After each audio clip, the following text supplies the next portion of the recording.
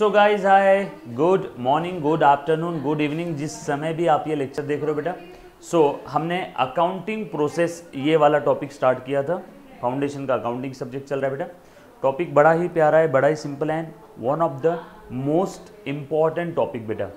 Basically इस topic में हम लोग जर्नल एंट्रीज से लेके तो ट्रायल बैलेंस तक, जर्नल एंट्रीज से लेके ट्रायल बैलेंस तक इतनी सारी चीज़ें पढ़ने वाले, और ये टॉपिक आपके सिलेबस में हर जगह आपको काम आने वाला है। ये टॉपिक आपको हर जगह काम आने वाला है बेटा, ईच एंड एवरी मोमेंट पे। इसके बगैर आपकी अकाउंटिंग की दुनिया बिल्कुल बिल्कुल अधूरी है। चलो आ जाओ यार। अकाउंटिंग प्रोसेस में हमने सबसे पहले लास्ट लेक्चर में देखा था father of accounts Luca de Borgo Pacioli साहब, जो कि फादर ऑफ अकाउंट्स है ना। आज से करीब करीब 500-550 साल पहले उन्होंने डबल एंट्री सिस्टम का इजाद किया था।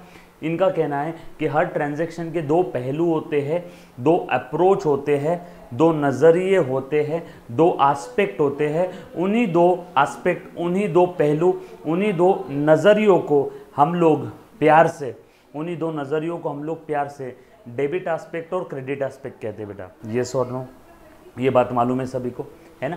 और ट्रांजैक्शन पढ़ते ही, मैंने लास्ट लेक्चर में बताया था, ट्रांजैक्शन पढ़ते ही आपके दिमाग में 3 स्टेप आनी चाहिए बेटा। स्टेप नंबर 1, उस ट्रांजैक्शन में कौन कौन से अकाउंट्स पे इंपैक्ट हो रहा है। स्टेप नंबर 2, वो जो अकाउंट्स आपने पता किए कौन कौन से अकाउंट्स पे इंपैक्ट हो रहा है, उनका बैलेंस कौन सा है। एंड स्टेप नंबर 3 बेटा, है ना, डेबिट होगा कि क्रेडिट होगा। और ये करते समय हमने एक बहुत ही important modern platinum golden rule देखा है बेटा।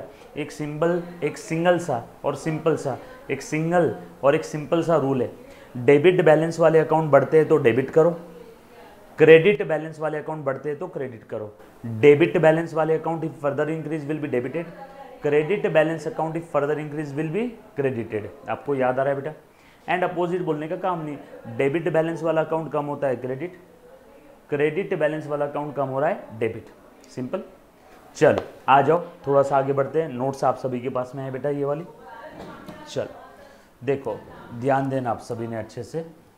आ जाओ बेटा, चलो देखो ध्यान देना। क्या कहना आ रहा है इसका, यहाँ पे ध्यान देना मुन्ना। Double entry system origin around in 15th century by Luca de Borgo Pacioli, father of account से। यही हमारे फादर को रिस्पेक्ट देना चाहिए बेटा। एंड मीनिंग इसका ऑलरेडी देख लिया, हर ट्रांजैक्शन के दो एस्पेक्ट है और ये दोनों एस्पेक्ट्स को हमें रिकॉर्ड करना है। इन्हीं को हम लोग प्यार से डेबिट क्रेडिट एस्पेक्ट बोलते हैं। सिग्निफिकेंस, एग्जाम में थ्योरी क्वेश्चन आ सकता है। Double entry system most scientific method है बेटा। हर ट्रांजैक्शन के दोनों पहलू को रिकॉर्ड कर रहे हैं, दोनों पहलू को, लेन देन दोनों एस्पेक्ट को रिकॉर्ड करेंगे तो हमारी arithmetical accuracy debit is equal to credit हर ट्रांजैक्शन में टैली रहेगा। फंडामेंटल अकाउंटिंग इक्वेशन का यही बेसिस है। इसीलिए देखो लेफ्ट साइड और राइट साइड हमेशा टैली रहेगी, इक्वल है, इक्वल है, टैली है। Asset is equal to liability plus capital. अब बिजनेस में जो भी एसेट है, ये एसेट है बेटा, कहाँ से है ये, क्योंकि बिजनेस में पैसा आया है, तो ये है सोर्सेस ऑफ फंड। बिजनेस में पैसा या तो ओनर ने लगाया, ओन फंड, इसको इक्विटी बोलते हैं, इक्विटी और कैपिटल जो बोलना है बोल दो। ओन फंड प्लस बाहर वालों से पैसा लिया होगा। इसके अलावा और कोई तीसरा रास्ता है, या तो खुद का पैसा या तो दूसरे का पैसा, या तो खुद का पैसा या तो दूसरे का पैसा, या तो खुद का पैसा या तो दूसरे का पैसा। ये है सोर्सेस ऑफ फंड। और ये फंड हमने कहाँ कहाँ यूज़ किया, यूजेस ऑफ फंड। ये पैसा हमने कहाँ कहाँ यूज़ किया, यूजेस ऑफ फंड्स। ये पैसा हमने कहाँ कहाँ यूज़ किया, यूजेस ऑफ फंड। यस और नो। यूजेस ऑफ फंड मतलब अब ओनर ने पैसा लाया 10 लाख, बाहर से पैसा लिया 5 लाख, 200 रुपये 15 लाख की असेट आ गई बिजनेस में।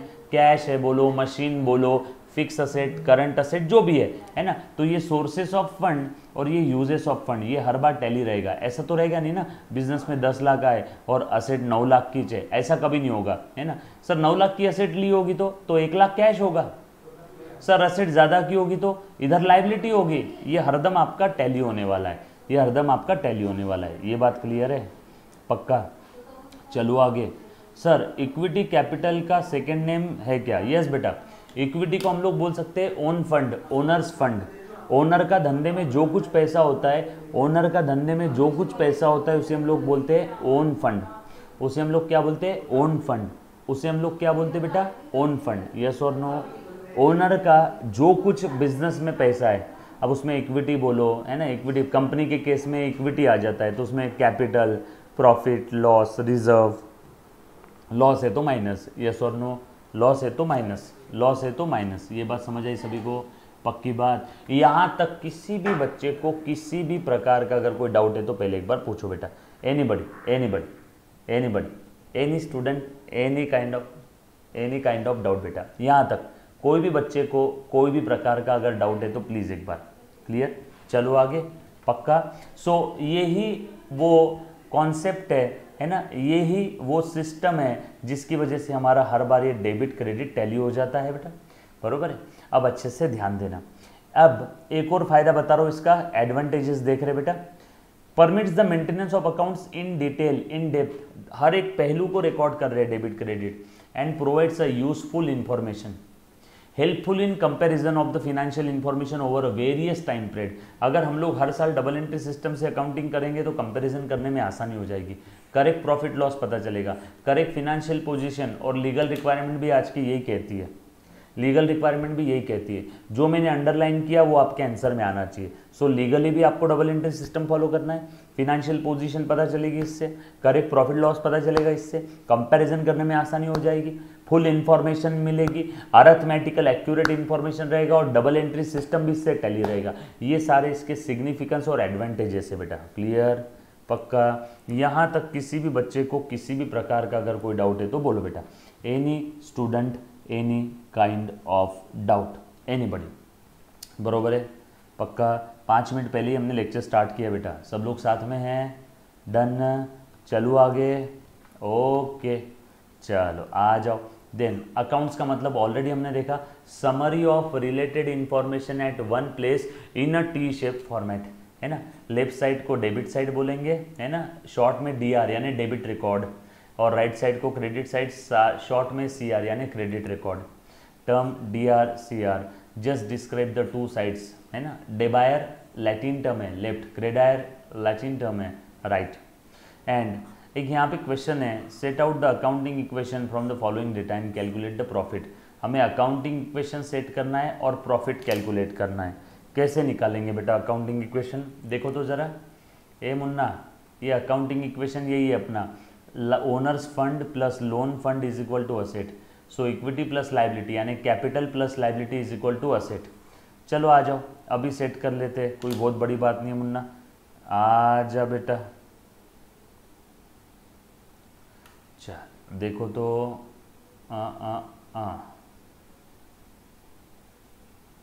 ये बिगनिंग का डेटा है, ये एंडिंग का डेटा है। जस्ट अ सेकेंड, मैं जगह कर लेता हूँ यहाँ पे आप लोगों के लिए। चल फटाफट से अकाउंटिंग इक्वेशन सेट करेंगे।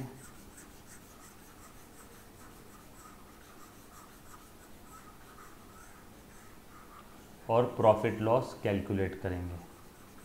अकाउंटिंग इक्वेशन सेट करके प्रॉफिट लॉस कैलकुलेट कर लेंगे। अकाउंटिंग इक्वेशन सेट करके प्रॉफिट लॉस कैलकुलेट कर लेंगे। चल आ जाओ, है ना। चल देखो तो, अकाउंटिंग इक्वेशन क्या था अपना, एसेट्स इज इक्वल टू, ये इक्विटी यानी ओनर्स फंड, ये लाइबिलिटी यानी loan fund is equal to assets. ये बिगिनिंग का डेटा, और ये एंडिंग का, एंड ऑफ द ईयर का डेटा। ये equity plus liabilities is equal to assets. चल अब शुरू करते, आ जाओ।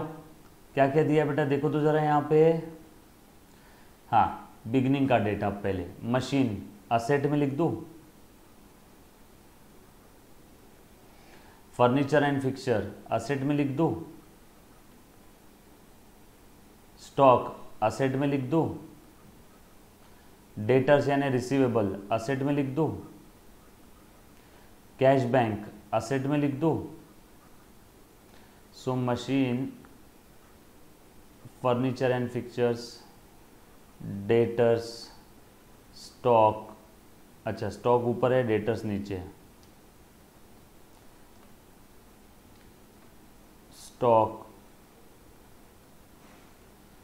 डेटर्स, कैश बैंक, बरोबर है। ये सारी एसेट लिख दिया मैंने। कोई तकलीफ किसी को? एसेट के नीचे एसेट लिख दी, कोई तकलीफ है? टॉ टॉ टॉ टॉ टॉ, डन। आगे आ जाओ।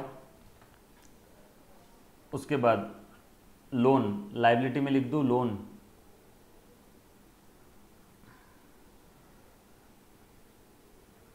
लोन कितना है? 75,000। क्रेडिटर्स कितने बेटा?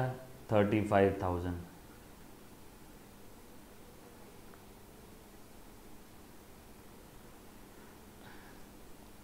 और एक्सपेंस क्रेडिटर्स, पेएबल्स, खर्चे देना बाकी है, एक्सपेंस पेएबल 15,000।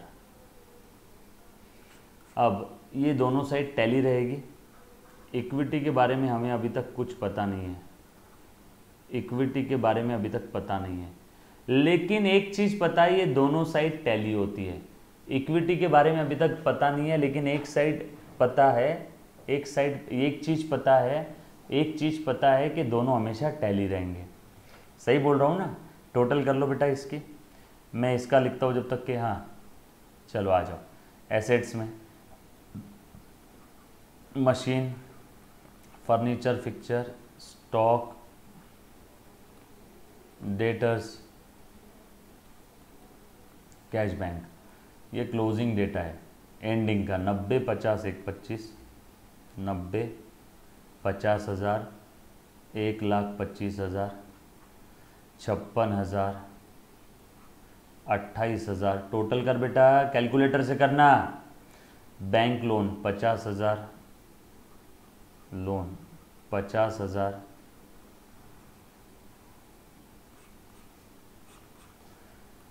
क्रेडिटर्स और expense payable, creditors 42,000, expense payable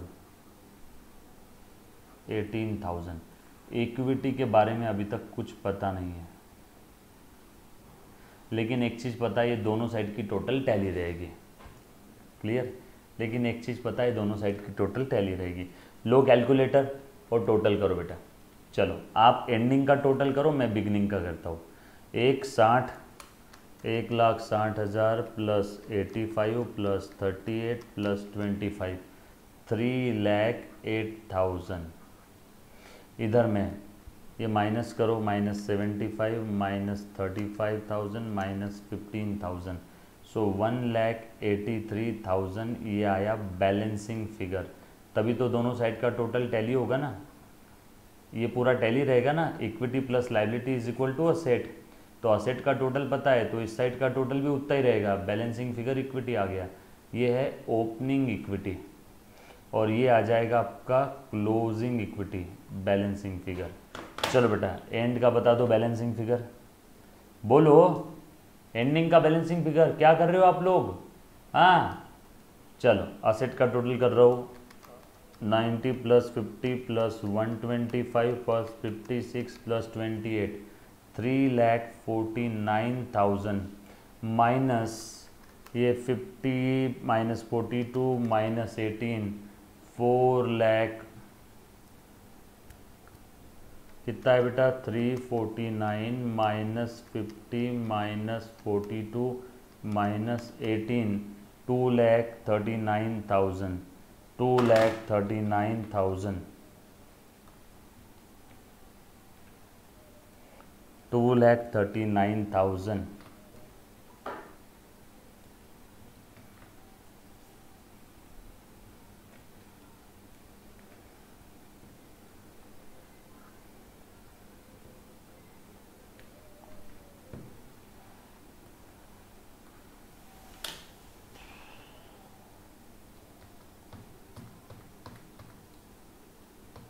हाँ 2,39,000 बैलेंसिंग फिगर डन आए।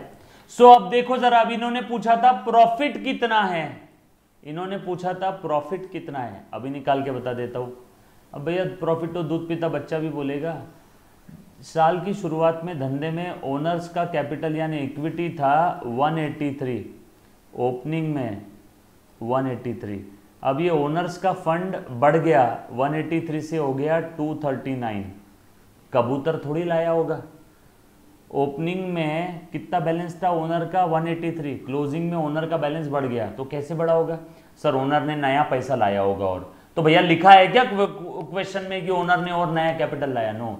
तो हम लोग यहाँ अजम्पशन लेंगे कि प्रॉफिट की वजह से ही बढ़ा होगा।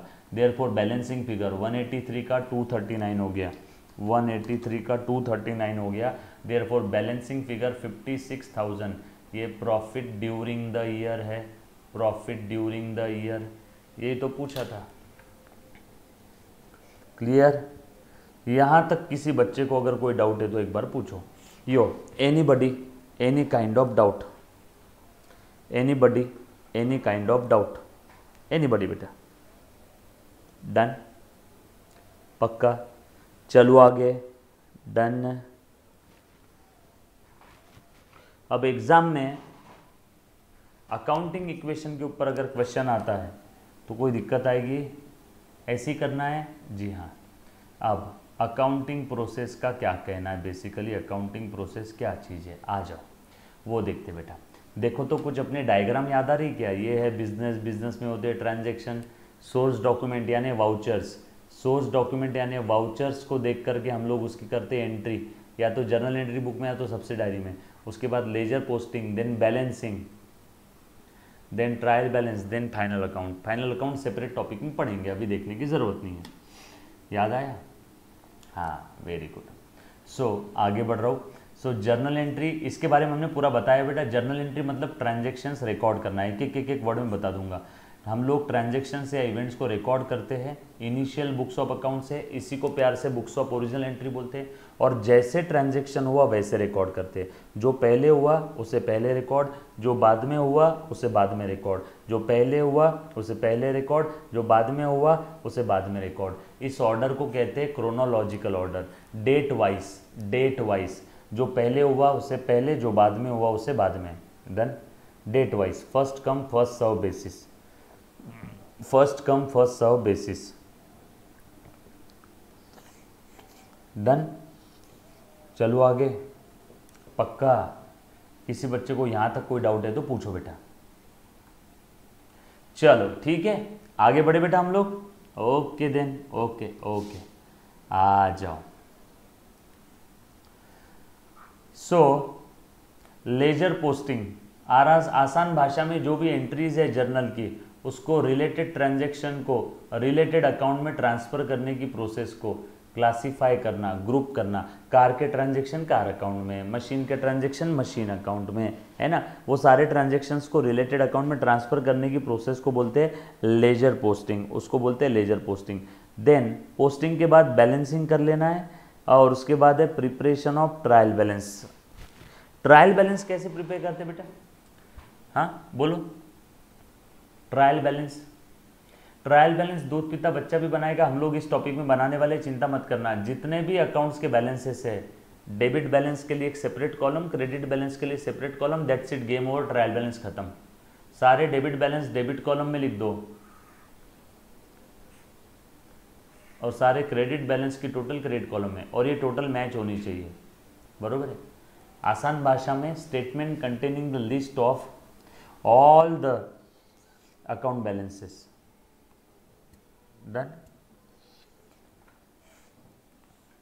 देन फाइनल अकाउंट, यानी इसके लिए सेपरेट टॉपिक है, बट यहाँ पे बता देता हूँ। परफॉर्मेंस जानने के लिए प्रॉफिट एंड लॉस अकाउंट बनाना पड़ेगा, पोजीशन जानने के लिए बैलेंस शीट बनाना पड़ेगा फिनेंशियल पोजीशन के लिए, और आपका कैश फ्लो स्टेटमेंट, जो कि आप इंटर लेवल पे पढ़ोगे, फाउंडेशन पे नहीं है, जिसमें मूवमेंट ऑफ कैश और बैंक आपको समझती है। Cash flow statement final account का पार्ट है, और ये फाउंडेशन में नहीं है, इंटर पे पढ़ोगे, लेकिन cash flow statement is the part of final account. Clear? पक्का? चलो आगे। डन? उसके बाद जर्नल। बोल बेटा, journal is the book of primary entry और बुक्स ऑफ ओरिजिनल एंट्री बोल सकते हैं। रिकॉर्डेड ट्रांजेक्शन रिकॉर्ड करते हैं जैसे ही वो होते हैं वैसे, उसी को क्रोनोलॉजिकल ऑर्डर बोलते हैं। जिसमें कौन सा अकाउंट डेबिट हुआ, which account debited and which account credited, ये हम लोगों को पता चलता है। फीचर्स ऑफ जर्नल, एक बार ट्रांजेक्शन हो गया तो उसको हम लोग एनालाइज करते हैं डेबिट एस्पेक्ट और क्रेडिट एस्पेक्ट में। ट्रांजेक्शन को डेबिट क्रेडिट एस्पेक्ट में क्या करो, एनालाइज करो। ट्रांजेक्शन को डेबिट क्रेडिट एस्पेक्ट में क्या करो बेटा, एनालाइज करो। All the transactions first recorded in the journal in chronological order, यानी डेट वाइज। पर्पस क्या है इसका, हर एक ट्रांजेक्शन के दो एस्पेक्ट समझ में आ जाते हैं। जर्नलाइजिंग मतलब क्या, रिकॉर्डिंग एंट्रीज, और सोर्स क्या है, वाउचर्स और इनवॉइस डॉक्यूमेंट्स। जिस डॉक्यूमेंट को देख के हम लोग एंट्री पास करते हैं वो है बेटा सोर्स डॉक्यूमेंट। जिस डॉक्यूमेंट को देख कर एक अकाउंटेंट एंट्री पास करेगा वो हो गया सोर्स डॉक्यूमेंट। यस और नो, सिंपल है। डोंट वरी, एग्जाम में आने के चांसेस बहुत कम है, लेकिन फिर भी बता करके रख देता हूँ। उसके बाद आगे आ जाओ। Next, types of journal entries. Simple है ना, 1 debit 1 credit. Compound, debit credit एक से ज़्यादा रहेंगे, 2 और मोर देन 2। यस और नो, है ना। जैसे एक हमने एंट्री देखी थी, ओनर ने बिजनेस स्टार्ट किया, कैश लाया, मशीन लाया, 2 कैपिटल।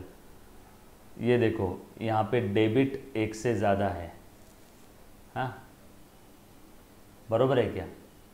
कंपाउंड एंट्री, डेबिट या क्रेडिट अगर एक से ज़्यादा है तो उसे बोलते हैं compound entry. Compound entry simple, but rule हमारा सेम रहेगा, एंट्री किसी भी टाइप की रहो। Debit balance if further increase will be debited, last lecture में बताया था। Credit balance if further increase will be credited. अब जर्नल के कुछ एडवांटेजेस है। अब इसमें भी क्या एडवांटेज है भैया, डे टू डे सारे ट्रांजेक्शन रिकॉर्ड कर रहे हैं, और पोस्टिंग कब तक होगा नहीं, जब तक जर्नल एंट्री नहीं होगा, तो पोस्टिंग का ही बेसिस है। और नरेशन से हमें ट्रांजेक्शन का ये समझ में आ जाएगा फ्यूचर में, नेचर एंड किस पर्पस के लिए ट्रांजेक्शन हुआ था। ये नरेशन जर्नल एंट्री के नीचे जो लिखते हैं, लास्ट लेक्चर में बताया था ना नरेशन कैसे लिखना, फॉर्मेट बताया था। डोंट वरी, हम लोग इसके ऊपर क्वेश्चन सॉल्व करेंगे बेटा, हाँ इसी टॉपिक में, इसी नोट्स में से। क्लियर, आ जाओ। Then subsidiary books. Subsidiary books instead of journal, journal बनाने की जगह पे, जर्नल बनाने की बजाय, जर्नल बनाने की जगह हम लोग सब्सिडायरी बना लेते हैं कभी कभी। क्यों, इन सर्टन केसेस एक ही नेचर के ट्रांजेक्शन बार बार होते हैं, तो वहाँ पे हम लोग उसके लिए सेपरेट बुक बनाते हैं। उस सेपरेट बुक को मैं प्यार से जर्नल बोलूँगा। एक ही नेचर के ट्रांजेक्शन बार बार हो रहे हैं तो उसके लिए सेपरेट बुक बना लेता हूँ। उस सेपरेट बुक को मैं प्यार से सब्सिडायरी बुक बोलूँगा। क्लियर, आ जाओ। अब मैंने आपको मॉडर्न रूल तो बता दिया था, अब ये है ट्रेडिशनल रूल, अच्छे से ध्यान देना। Personal, real, nominal. Personal, real, nominal, बरोबर है ये तीनों चीज। अब अच्छे से ध्यान देना बेटा सभी ने। आ जाओ आ जाओ, ध्यान दे दो। मॉडर्न रूल हमने देख लिया था। मॉडर्न रूल के अंदर में क्या था बेटा, मॉडर्न रूल में था हमारा, प्लीज ध्यान देना, दुनिया के जितने भी कैटेगरी के अकाउंट्स थे सारे अकाउंट्स को मैंने asset, drawing, debtors, expense and losses, इतने टाइप के अकाउंट्स में मैंने क्या कर दिया था बेटा, बाइफरकेट कर दिया था। ये 5 और इसके अपोजिट 5, असेट के अपोजिट लाइबिलिटी, ड्राइंग के अपोजिट कैपिटल, डेटर्स के अपोजिट क्रेडिटर्स, एक्सपेंस के अपोजिट इनकम, लॉसेस के अपोजिट गेन्स। और ये पांचों का asset, drawing, debtors, expense, losses इनका debit balance, and liabilities, capital, creditors इनका क्रेडिट बैलेंस। यस और नो, डेबिट क्रेडिट बैलेंस बता दिया था। अब अच्छे से ध्यान देना बेटा। रूल क्या था, डेबिट बैलेंस वाले अकाउंट बढ़ते हैं तो डेबिट करो, अपोजिट बोलने का काम नहीं, कम हुआ तो क्रेडिट करो। क्रेडिट बैलेंस वाले अकाउंट बढ़ते हैं तो क्रेडिट करो, liability, capital, creditor, income, gain बढ़ते हैं तो क्रेडिट करो क्योंकि इनका क्रेडिट बैलेंस है, कम होते हैं तो डेबिट करो, अपोजिट बोलने का काम नहीं, राइट। अब अच्छे से ध्यान देना, आ जाओ ध्यान देना। चलो बेटा जी, हाँ अब ये ट्रेडिशनल है। अकाउंट्स को क्लासिफाई किया हमने पर्सनल और इम्पर्सनल में। पर्सनल और इम्पर्सनल, ये रियल, नॉमिनल, इम्पर्सनल है। सर अब पर्सनल इम्पर्सनल क्या चीज़ है मैं बता देता हूँ।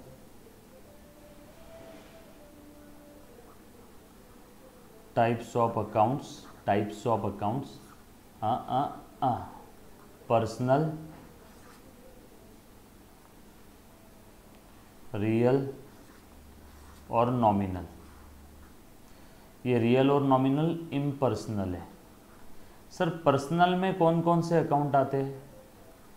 All, natural and artificial persons. Real में असेट्स ऑफ एवरी डिस्क्रिप्शन, और नॉमिनल में expense, losses, income and gains. Sir asset आ गई, मतलब इसमें कौन सी असेट नहीं आएगी? वो असेट जो ऑलरेडी पर्सनल में आ गई वो रियल में नहीं आएगी। जैसे डेटर, डेटर ये पर्सनल अकाउंट में आता है, नेचुरल आर्टिफिशियल पर्सन, पार्टी या पर्सन जिसे इन फ्यूचर लेना है, तो वो असेट इसमें नहीं आएगी एक्सेप्ट पर्सनल।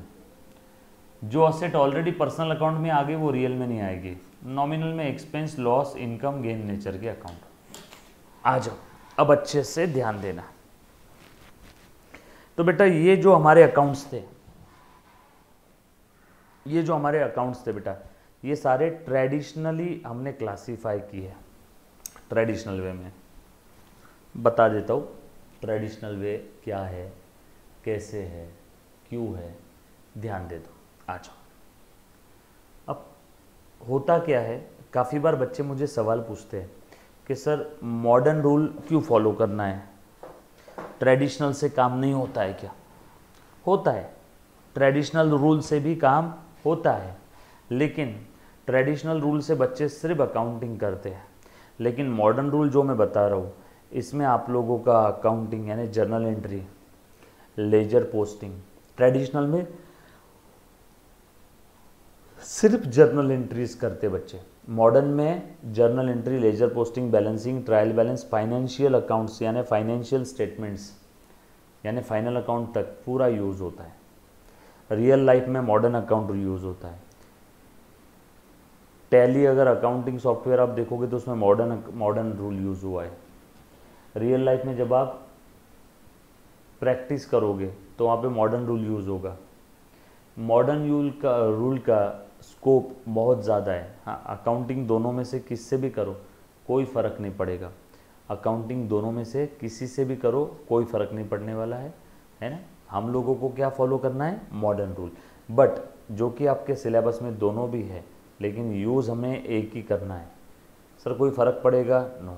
सर हमको अगर सिर्फ थ्योरी क्वेश्चन आएगा क्या ट्रेडिशनल रूल पे? नो, कभी नहीं। बट फिर भी आपकी जानकारी के लिए बता के रखता हूँ। क्लियर? आ जाओ। सो ध्यान देना आप सभी ने। आ जाओ मुन्ना, आ जाओ।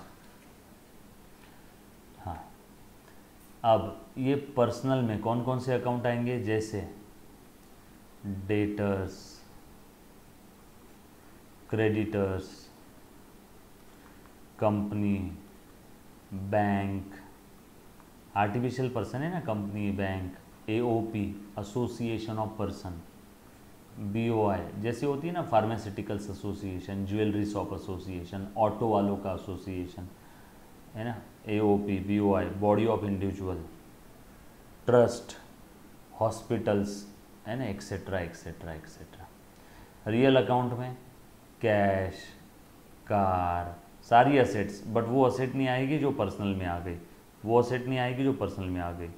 Computer, furniture, land, building, copyright, goodwill, patent, goodwill, patent, trademark, copyright, goodwill, patent, trademark, copyright, yes और no, goodwill, patent, trademark, copyright, ये सारी असेट्स है, इंटेंजिबल है, अदृश्य, देख नहीं सकते, छू नहीं सकते, टच नहीं कर सकते, बट असेट है, बेचोगे तो पैसा मिलेगा, यस और नो।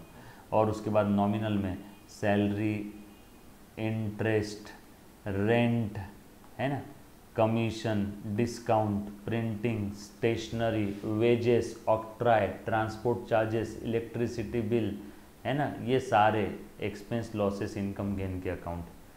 सेल इनकम है, यस और नो, ये सारे एक्सपेंस, लॉसेस, इनकम गेन के अकाउंट यहाँ पे आ जाएंगे। सो ट्रेडिशनल में पर्सनल, रियल, नॉमिनल 3 कैटेगरी में क्लासीफाई किया, और ये तीनों कैटेगरी के सेपरेट सेपरेट रूल है। पर्सनल का रूल है, अगर रिसीवर है तो उसे डेबिट करो, डेबिट द रिसीवर, है ना। ऐसा कोई इंसान या ऐसी कोई पार्टी या पर्सन जिससे मैं मनी और मनीज वर्थ में कुछ दे रहा हूँ, है ना, उससे फ्यूचर में वापस आने वाला है, डेबिट द रिसीवर। कोई हमें दे रहा है, credit the giver, credit the giver, है ना। यहाँ का रूल है debit what comes in, debit what comes in and credit what goes out. अगर हमारे पास असेट आ रही है, बढ़ गई डेबिट करो, कम हो गई तो क्रेडिट करो, goes out. And expense losses को डेबिट करो, इनकम और गेन को क्रेडिट करो, यस और नो। ये हमारा रूल है। 3 रूल फॉलो करने की ज़रूरत नहीं है, इसीलिए मैंने एक ही रूल बना दिया, इसीलिए एक ही रूल बना दिया। Asset, drawing, debtors, expense, losses, ये टाइप के अकाउंट का डेबिट बैलेंस है, बढ़ते हैं तो डेबिट करो, अपोजिट कम हो रहा है क्रेडिट करो। क्लियर, पक्का, डन, चलो आगे।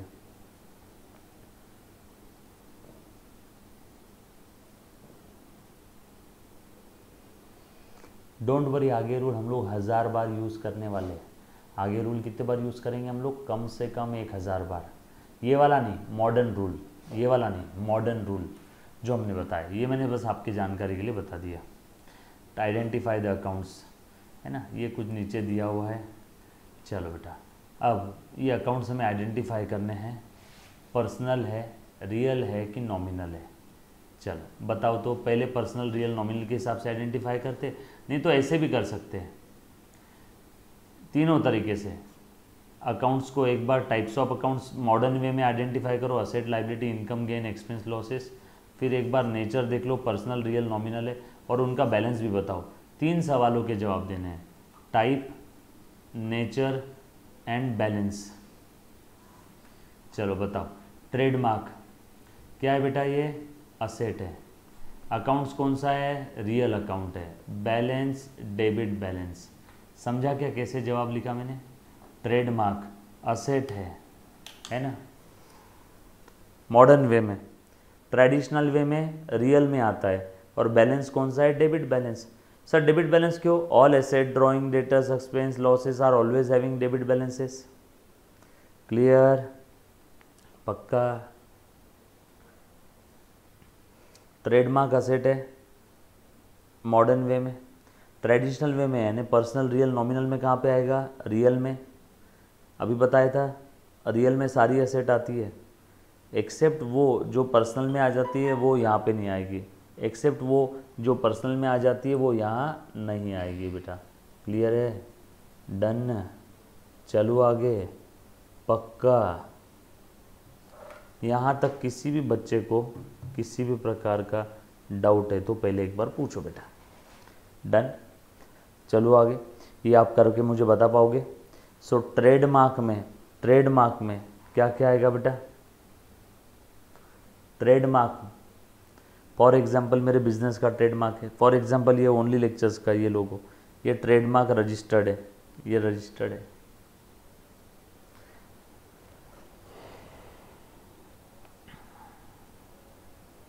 डन, चल ठीक है। उसके बाद दूसरा, बिल पेएबल, ये क्या है बेटा मेरे लिए? बोलो, लाइबिलिटी है, पर्सनल अकाउंट है और क्रेडिट बैलेंस रहेगा। लाइव स्टॉक असेट है, बोलो, रियल अकाउंट है और डेबिट बैलेंस रहेगा। गुडविल असेट है, रियल अकाउंट है, डेबिट बैलेंस रहेगा। आउटस्टैंडिंग सैलरी लाइबिलिटी है, बोलो, लाइबिलिटी है, उसके बाद पर्सनल अकाउंट है, देना है ना, ओनर एम्प्लॉय को रिप्रेजेंट कर रहा है, पर्सनल अकाउंट है, और क्रेडिट बैलेंस है, एम्प्लॉय को रिप्रेजेंट कर रहा है बेटा, पर्सनल अकाउंट है और क्रेडिट बैलेंस है। क्लियर? क्या आप कर पाओगे बेटा आज ये सारी चीज़ें? डन? नो बिल पेएबल, तू खुद बोल रहा है बेटा, एक बच्चा बोल रहा है सर बिल पेएबल नॉमिनल नहीं है क्या? No, payable liability, bill payable any liability, any liability, अगर कुछ बोला नहीं है तो आपके लिए पर्सनल है, उस पार्टी को रिप्रेजेंट कर रही है ना जिसे पैसा देना है, क्रेडिटर्स को। यस और नो? बिल पेएबल नॉमिनल थोड़ी रहेगा बेटा। क्लियर? ये आपका आज का होमवर्क है, ये आपने आज ट्राई करना है। डन? ये आपने आज ट्राई करना है बेटा। नेक्स्ट लेक्चर में यहीं से मैं बताऊंगा। डन?